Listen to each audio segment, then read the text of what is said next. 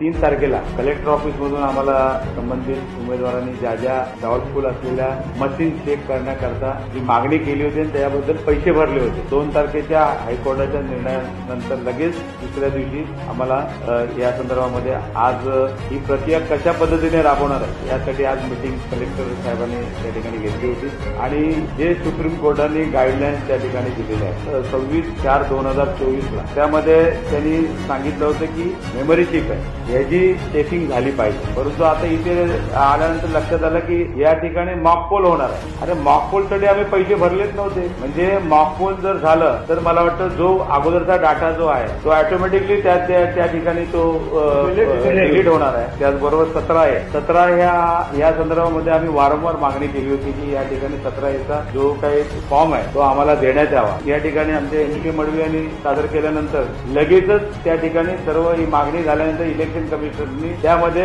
तातडीने कायद्यामध्ये बदल केला. 93A/B या संदर्भामध्ये त्यांनी स्पेशली त्या ठिकाणी ऑर्डर काढली की हे कुठल्याही परिस्थितीमध्ये आम्ही हे देता येणार नाही असा कायदा त्या लोकांनी संसदेत पास करून कॅबिनेटने निर्णय घेऊन हे केला. म्हणजे थोडक्यामध्ये जे काही त्यांनी केलेलं आहे ही सर्व जे काही आहे हे बाहेर उघडकीस येऊ नये यासाठी केलेला संबंध हा प्रयत्न आहे.